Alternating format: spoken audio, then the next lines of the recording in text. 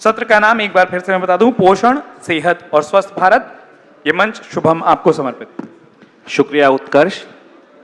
और खेल के बाद सेहत का पैनल रखने का जो फैसला है हमारे परिवार का, वो शायद इसीलिए है क्योंकि जब हम सेहतमंद होंगे तभी हम खेलों में बेहतर कर पाएंगे।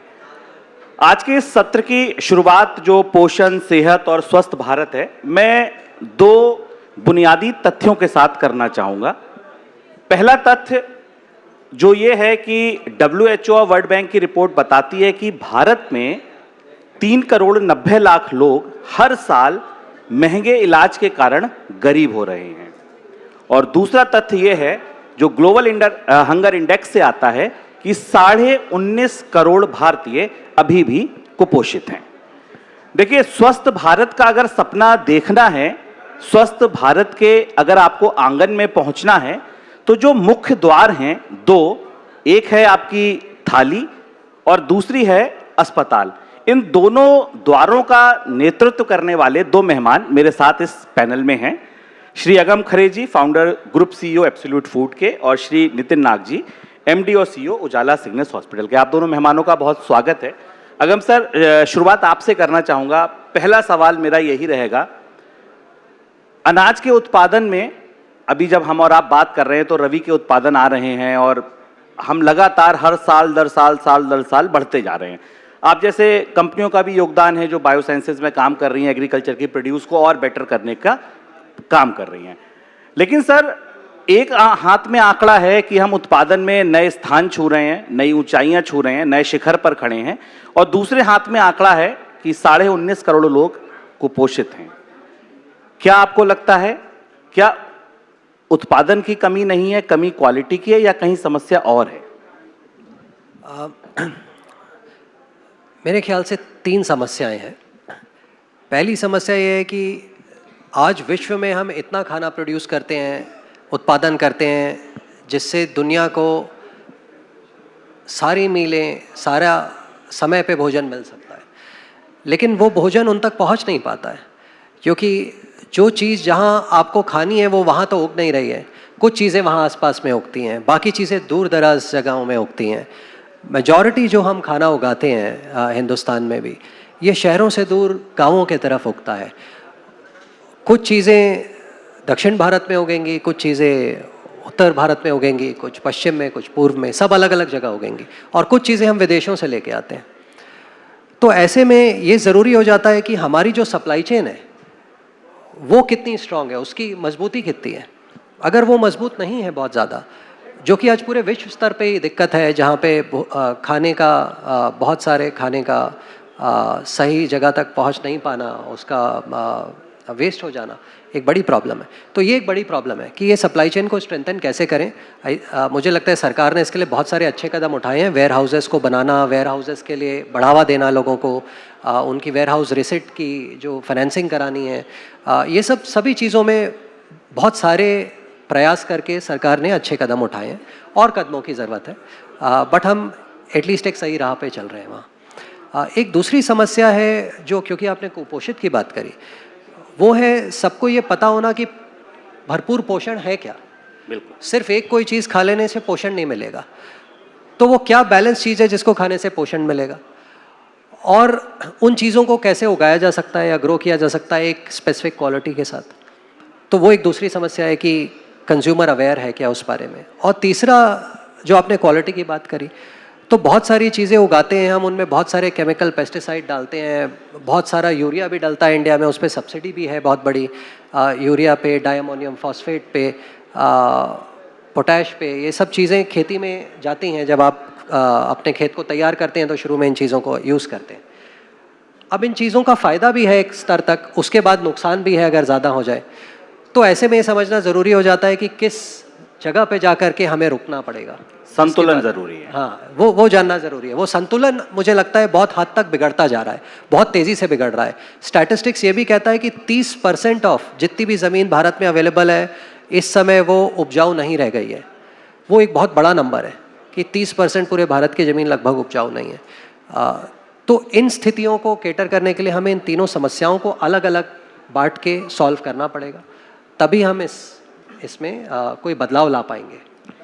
सप्लाई चेन पहला, अवेयरनेस दूसरा, और क्वालिटी के लिए जो अवेयरनेस है वो तीसरी बात है जो आपने रखी। नितिन सर, मेरा पहला सवाल आपसे यही, जो महंगे इलाज की वजह से लोग गरीबी में धकेल रहे हैं, इसी की रोशनी में मेरा पहला सवाल आपसे, आपको क्या लगता है इसका मूल कारण क्या है? कॉस्ट, इलाज का जो खर्चा है वो, या आपको लगता है कि देर से इलाज पहुंचना ज्यादा बड़ी समस्या है? दोनों है मेरे ख्याल से। अगर हम देखें पिछले 40-50 साल, 1990 लिबरलाइजेशन के बाद जो भी बढ़ोतरी हुई है, इंडस्ट्रियलाइजेशन हुआ है, ज़्यादातर वो मेट्रो में हुआ है। तो एम्प्लॉयमेंट अपॉर्चुनिटी जो भी देखें या अपवर्ड मोबिलिटी जो हम बोलते हैं, वो ज़्यादातर मेट्रो फोकस्ड है। उसके वजह से क्या हुआ है, जो सपोर्ट इकोसिस्टम जो होता है, भले ही वो स्वास्थ्य के हो, एजुकेशन के हो, हर एक इंडस्ट्री के हो, वो मेट्रो में काफ़ी तर स्टेबल है। अभी डिमांड सप्लाई की गैप काफ़ी स्टेबल है। गुड़गांव में हम बैठे हैं, 30 साल पहले गुड़गांव क्या था और आज क्या है हमें पता है। इस वजह से क्या हो रहा है, जो टीयर 2 टीयर 3 सिटीज़ जो है, तो गुड़गांव से अगर 1 आवर की डिस्टेंस में जाए, रेवाड़ी पड़ता है, वहाँ जाते ही वहाँ स्वास्थ्य सुविधाएं जो भी होती है वो एकदम गिर जाती है। तो ये डिस्टेंस क्रिएट हो गया है, तो जिसका वजह से वो जो हेल्थ इंफ्रास्ट्रक्चर जो है यहाँ मेट्रो से लेके वहाँ तक पहुँच नहीं पाया। तो एक होता है वो एक्सेसिबिलिटी, बिकॉज ऑफ विच एक प्रॉब्लम हो रहा है। दूसरा है कॉस्ट ऑफ इंफ्रास्ट्रक्चर। मेट्रो में जो भी आप देखोगे, कॉस्ट ऑफ इंफ्रास्ट्रक्चर सो है, उसके वजह से क्या होता है, जो सर्विस प्राइस जो होता है वो बढ़ता ही जा रहा है। बिल्कुल। तो लोगों को कभी ना कभी वो अफोर्डेबिलिटी भी वो धक्का देती है, वो उसके वजह से भी होता है। तो दोनों के वजह से ये प्रॉब्लम है। ज़्यादातर हम मेट्रो के दृष्टिकोण से देखें तो हमें ये प्रॉब्लम उतना दिखता नहीं है, क्योंकि यहाँ पे अपवर्ड मोबिलिटी हो गया है, इकोनॉमिक वायबिलिटी है, लोग अफोर्ड कर सकते हैं, सर्विस अवेलेबिलिटी है, तो उतना दिखता नहीं। जब मेट्रो से बाहर जाते हैं तो ये जो प्रॉब्लम है वो बहुत ज़्यादा दिखती है। नितिन सर, आप भारत के उन चुनिंदा मैं कहूँगा कि लीडर्स में से हैं जिनकी एक आंख ने तकनीक देखी है, दूसरी आंख ने हेल्थ केयर देखा है। जो बात आपने कही ना कि शुभम पहुंचना मुश्किल है, मेट्रोज तक है, गांव शहर तक नहीं पहुंच सकते, टेली मेडिसिन, डिजिटल मेडिसिन, आपको लगता है कि ये जो मूल समस्या है, इसको आज एक रील वायरल होने में सर 24 घंटे लगते हैं, आज एक डिजिटल से अगर हमें कोई काम करना होता है, आज लैंड रिकॉर्ड हम डिजिटली कर रहे हैं, ब्लॉकचेन्स आ रही हैं, डू यू रियली थिंक कि डिजिटली हम हेल्थ केयर को भी इस तरह से एक्सेसिबल बना सकते हैं भारत के लिए? एब्सोल्युटली बना सकते हैं। मैं हमारी एक हॉस्पिटल के एक्सपीरियंस बोलता हूँ। रेवाड़ी में हमारा एक टर्शरी केयर हॉस्पिटल है। उस हॉस्पिटल में हमारे पास जो पेशेंट आते हैं वो कई गांवों से आते हैं, वहाँ नज़दीकी गांवों से, कोसली, हेली मंडी, महेंद्रगढ़, अलग अलग गांवों से, निरौना से भी आते हैं। तो हमें लगा यार ये जो आते हैं केयर लेके वापस गांव चले जाते हैं, लेकिन वो 20, 30, 40 मिनट की दूरी पर है वो सारे गांव। कभी कभी सर्जरी के बाद जो घर जाते हैं वो कभी आते भी नहीं, आ नहीं पाते। कंटिन्यूटी ऑफ केयर जो बोलते हैं हम लोग, वो बिगड़ जाता है। तो उसके वजह से क्या होता है, कभी कभी वो पेशेंट का जो इम्पैक्ट आना चाहिए, जो आउटकम आना चाहिए, हेल्थ केयर आउटकम, वो भी बिगड़ जाता है। तो हमने क्या किया कि हम प्राइमरी केयर सेंटर खोल रहे हैं अभी। तो कोसली में हमने एक क्लिनिक खोला, हेली मंडी में एक क्लिनिक खोला, अभी कई गाँवों में भी खोल रहे हैं। उस क्लिनिक को हमारे हॉस्पिटल के साथ टेलीमेडिसिन के द्वारा हम कनेक्ट कर रहे हैं। तो कोई भी पेशेंट जब उनको लगे कि डॉक्टर से संपर्क करना है तो हमारा क्लिनिक जा सकते हैं, वहाँ से टेलीमेडिसिन के थ्रू डॉक्टर के साथ संपर्क कर सकते हैं। और जब डॉक्टर को लगता है कि हाँ भाई तो इनको आना चाहिए, तब हम एम्बुलेंस भी प्रोवाइड करते हैं ताकि उनको वहाँ से यहाँ तक आने की सुविधा हो।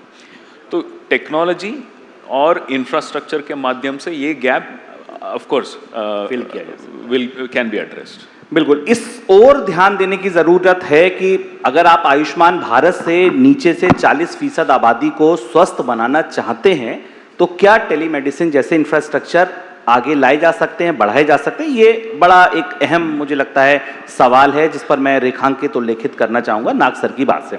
अगम सर, आपसे अगला सवाल जो आपने जवाब दिया वहीं से शुरू। आपने कहा कि न्यूट्रिशन कितना चाहिए इसकी अवेयरनेस बहुत जरूरी है। सर अवेयरनेस के लिए एक उम्र का होना जरूरी है। यहाँ तो सर बचपन से बर्गर, पिज्जा और फ्रेंच फ्राइज शुरू हो जाते हैं, और हम क्या खा रहे हैं क्या नहीं खा रहे हैं इसका कहीं कोई चाहे नियामक हो FSSAI जैसे, वो भी अभी वहां तक नहीं पहुंच पा रहे हैं जहां तक हमको उनको जागरूक किया जाना चाहिए। विज्ञापन कह लीजिए, कंपनियों के प्रचार प्रसार कह लीजिए, इस हद तक है कि वहां तक वहां पहुंचना मैसेज बड़ा मुश्किल है। क्या आपको लगता है कि जो डिजीज है, जो लाइफस्टाइल डिजीज जिसको हम कह सकते हैं, उसकी नींव थाली में ही पड़ जाती है? इस बात में तो कोई दो राय नहीं है, इससे तो सभी सहमत होंगे। मुझे ऐसा लगता है कि हर मनुष्य की अपनी खुद की एक माइक्रोबायोम होती है। आपका जो गट होता है, आपका जो स्टमक है, उसमें जो गट है, तो वो गट के अंदर करीब 40 ट्रिलियन माइक्रोब्स रहते हैं, जीवाणु रहते हैं, 40 ट्रिलियन। और ये जीवाणु अगर हेल्दी रहेंगे, स्वस्थ रहेंगे, तो आप भी स्वस्थ रहेंगे, और वो नहीं रहेंगे तो आप भी स्वस्थ नहीं रहेंगे। अब क्या है, हमारी जो पुरानी जनरेशन्स थी, उन्होंने जो खान पान खाया, उससे एक बायोम क्रिएट हुई, वो जेनेटिकली पास ऑन हुआ ऑर्डर दूसरे तक। तो हमारा भी एक जेनेटिक ऑर्डर उनसे निकल करके आया। वो जेनेटिक ऑर्डर एक सर्टेन चीज़ को रिस्पॉन्ड करता है। तो जब तक आप वो चीज़ें खाते रहते हैं जिनको हम नेटिव फूड बोलते हैं, जो भी उस जगह का खाना है और उस सीज़न का खाना है, तो आपका शरीर उसको अच्छे से रिस्पॉन्ड कर पाता है।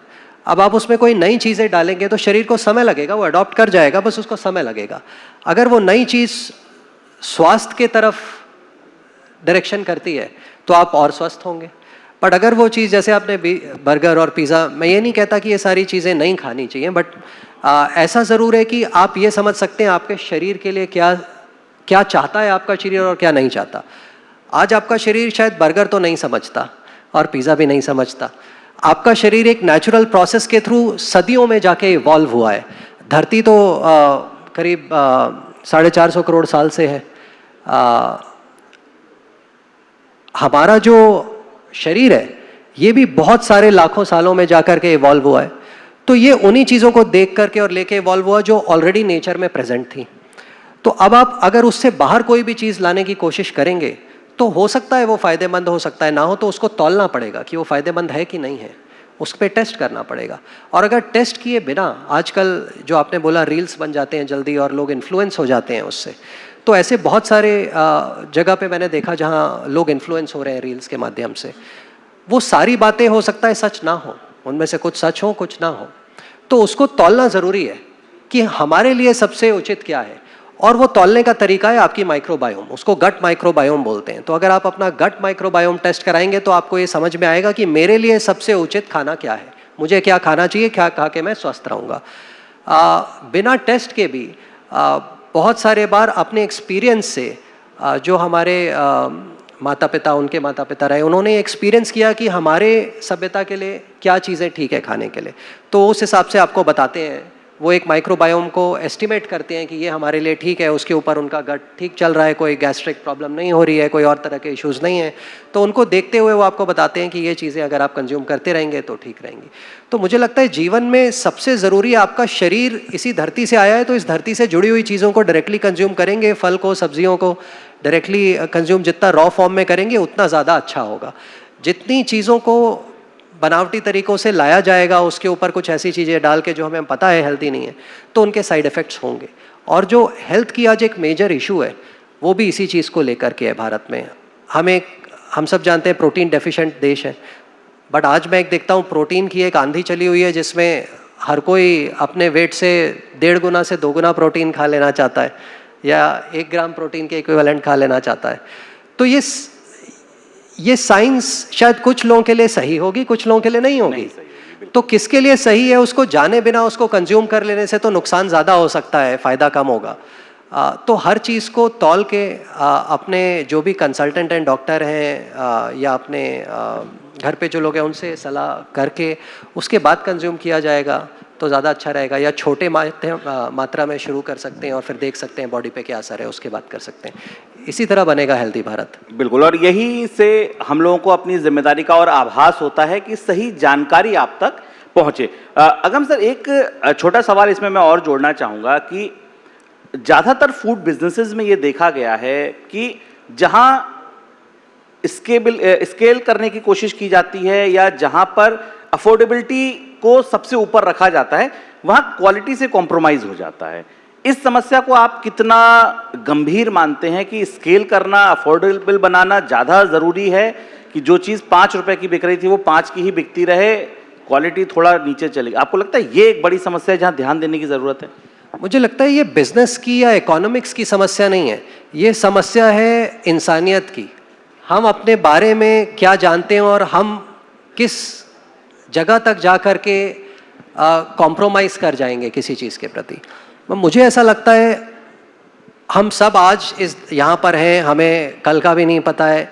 एक समय के बाद हम सब तस्वीरें बन जाएंगे दीवार पे और उसके बाद वो तस्वीरें भी वहाँ से हट जाएंगी। तो ये जो समय हमारे पास जीवन में है, इसमें ऑथेंटिक होना बहुत ज़रूरी है। सही चीज़ का साथ देना और सही काम करना वो बहुत ज़रूरी है। और जब तक आप वो करेंगे, आपको ये दिमाग में सवाल नहीं आएगा कि मैं प्राइस के लिए कॉम्प्रोमाइज़ कर दूं, क्योंकि आपका सबसे पहला स्टेप होगा कि मैं अच्छा काम करूं, मैं सही चीज़ करूं, और उससे जो भी प्राइस आएगा बेस्ट वो मैं लोगों को प्रोवाइड कराऊंगा।